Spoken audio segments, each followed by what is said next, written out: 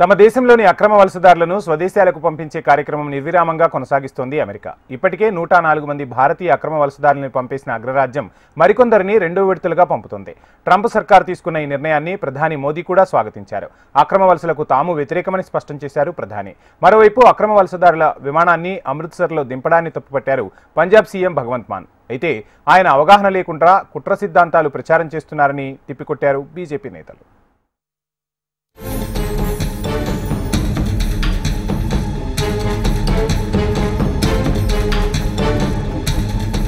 ప్రపంచంలో వలసలు కొత్తేవి కాదు. ప్రాచీన కాలం నుంచి ఇవి కొనసాగుతున్నాయి. చరిత్రను గమనిస్తే ఒక ప్రాంతం నుంచి మరో ప్రాంతానికి, ఒక దేశం నుంచి మరో దేశానికి నిరంతరాయంగా కొనసాగాయి. ఉపాధి అవకాశాల కోసం, మెరుగైన జీవితం కోసం ప్రజలు ఇలా తరలి వెళ్తుంటారు. ఆధునిక కాలంలో చదువుల కోసం విద్యార్థులు విదేశాలకు వెళ్లటం ఎక్కువైంది. ఈ విషయంలో అందరి చాయిస్ అగ్రరాజ్యమైన అమెరికానే అని చెప్పక తప్పదు. అసలు అమెరికా అంటేనే వలస దేశం. అక్కడి స్థానికుల కన్నా యూరోప్ దేశాల నుంచి వలసపోయి స్థిరపడిన వారే ఎక్కువ. నైపుణ్యం ఉన్న ప్రజలు మంచి అవకాశాల కోసం అమెరికాకు రావటం కారణంగా ఆ దేశం సుసంపన్నంగా మారింది.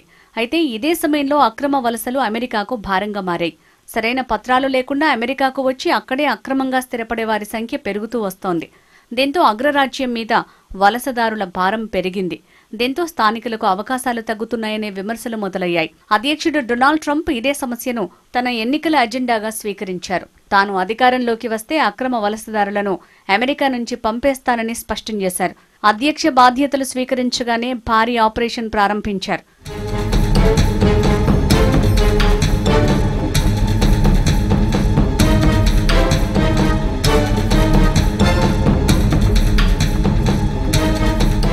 అమెరికాలో మొత్తం 1.4 కోట్ల మంది అక్రమ వలసదారులు ఉన్నట్టు అంచనా. ఇందులో సుమారు 7,25,000 మంది భారతీయులు ఉన్నారని గణాంకాలు చెప్తున్నాయి. గుజరాత్, పంజాబ్లోని కొందరు ఏజెంట్ల ద్వారా 2021-24 మధ్యలోనే దాదాపు 4,300 మంది భారతీయులు అక్రమంగా అమెరికాలోకి ప్రవేశించారని ఎన్ఫోర్స్మెంట్ డైరెక్టరేట్ ఇటీవల ప్రకటించింది. మరోపక్క తమ దేశంలో 2.5 కోట్ల మంది అక్రమ వలసదారులు ఉన్నారని అంటున్న ట్రంప్ ప్రభుత్వం దాదాపు 14 లక్షల మందికి ఇప్పటికే డిపోర్టేషన్ నోటీసులు కూడా పంపింది. చాలా మందిని స్వదేశాలకు తరలించింది. ఈ క్రమంలో ఫిబ్రవరి 5న 104 మంది భారతీయ అక్రమ వలసదారుల్ని అమెరికా సైనిక విమానంలో తరలించింది. తాజాగా మరికొంతమందిని భారత్కు పంపనుంది. అమెరికాలో 487 మంది అక్రమ భారత వలసదారుల్ని గుర్తించిందని మన విదేశాంగ శాఖ తెలిపింది. వీరంతా త్వరలోనే వెనక్కి వచ్చే సూచనలు కనిపిస్తున్నాయి.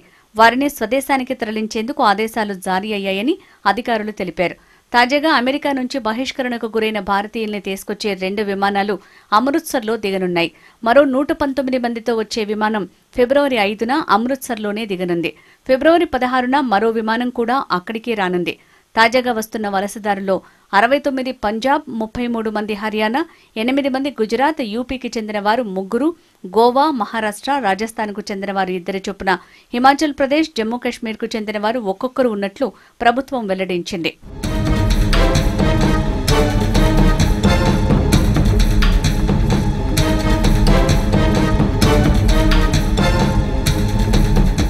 అయితే ఈ అంశాన్ని వివాదాస్పదంగా మార్చేశాయి కొన్ని రాజకీయ పార్టీలు. అక్రమ వలసదారుల్ని తీసుకువస్తున్న విమానాలను అమృత్సర్లోనే దించాలన్న కేంద్ర ప్రభుత్వ నిర్ణయం తమ రాష్ట్ర ప్రతిష్టను దిగజారుస్తోందని పంజాబ్ ముఖ్యమంత్రి భగవంత్ మాన్ మండిపడ్డారు. మొత్తం 119 మంది అక్రమ వలసదారుల్లో ఎక్కువగా పంజాబ్ వారేనని, అందుకే అమృత్సర్లో విమానం ల్యాండ్ చేస్తున్నామని అధికారులు చెప్తున్నారు. మరి మొదట వచ్చిన విమానం అహ్మదాబాద్లో ఎందుకు దిగలేదు? కేవలం పంజాబ్ ప్రతిష్టను దిగజార్చాలని ప్రయత్నిస్తున్నారు అని మాన్ ఆరోపించారు.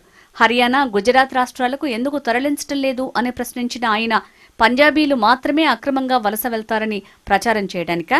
ఈ విషయంపై విదేశాంగ శాఖ సమాధానం చెప్పాలి అంటూ డిమాండ్ చేశారు.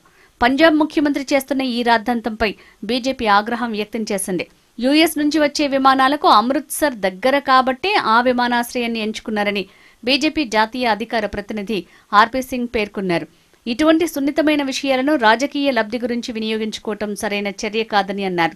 భగవంత్ మాన్ ఈ అంశాన్ని రాజకీయం చేస్తున్నారని, ముఖ్యమంత్రి తన స్థాయికి తగ్గట్టు నడుచుకోవాలని మండిపడ్డారు. ఈ విషయంపై అవగాహన లేని పంజాబ్ సీఎం కుట్ర సిద్ధాంతాలను ప్రచారం చేస్తున్నారని ఆరోపించారు. మరోవైపు ఆమ్ ఆద్మీ పార్టీ నేతలు దేశ భద్రత గురించి ఎప్పుడూ పట్టించుకోలేదని, రాజకీయాలు చేయటానికి ఎక్కడ అవకాశం కుదురుతుందా అని ఎదురుచూస్తుంటారని బీజేపీ ఎంపీ ప్రవీణ్ ఖండేల్వాల్ విమర్శించారు.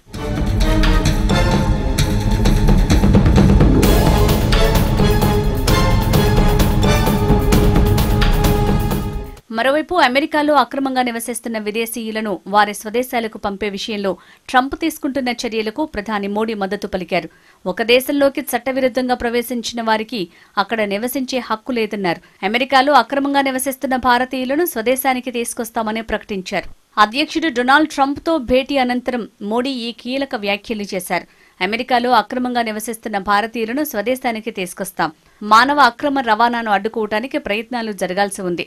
ఒక దేశంలోకి చట్టవిరుద్ధంగా ప్రవేశించిన వారికి అక్కడ నివసించే హక్కు ఉండదు.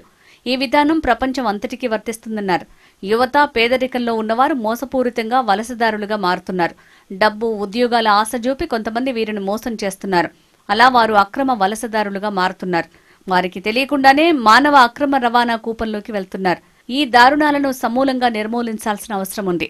ఈ ప్రయత్నాల్లో భారత్కి ట్రంప్ పూర్తి సహకారం అందిస్తారని ఆశిస్తున్నాం అని అన్నారు. దీంతో అమెరికాలో అక్రమంగా నివసిస్తున్న భారతీయులంతా కాస్త ఆలస్యంగానైనా తిరిగి స్వదేశానికి తరలివచ్చే పరిస్థితి నెలకొంది.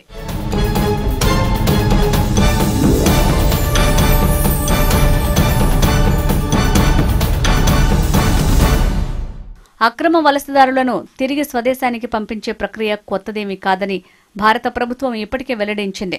గడిచిన 15 ఏళ్లలో 15,756 మంది భారతీయులను వెనక్కి పంపించినట్లు తెలిపింది. 2009లో ఈ సంఖ్య 704గా ఉండగా 2019లో గరిష్టంగా 2,042 మందిని తిరిగి పంపించిందని పేర్కొంది. 2024లో బైడెన్ ప్రభుత్వం 1,529 మంది భారతీయులను తమ దేశం నుంచి వెనక్కి పంపింది. అక్రమ వలసదారుల అంశంలో ట్రంప్ చర్యలకు మోడీ మద్దతు పలకడంతో అమెరికాలో అక్రమంగా నివసిస్తున్న భారతీయుల గుర్తింపు, వారిని స్వదేశానికి పంపించే ప్రక్రియ వేగవంతం కానుంది. ఆయా వ్యక్తుల పౌరసత్వ నిర్ధారణకు భారత ప్రభుత్వం కూడా అమెరికాకు సహకరిస్తుంది. ఈ సహకారం వల్ల అమెరికా, భారత్ మధ్య ద్వైపాక్షిక సంబంధాలు మరింత బలోపేతమవుతాయి.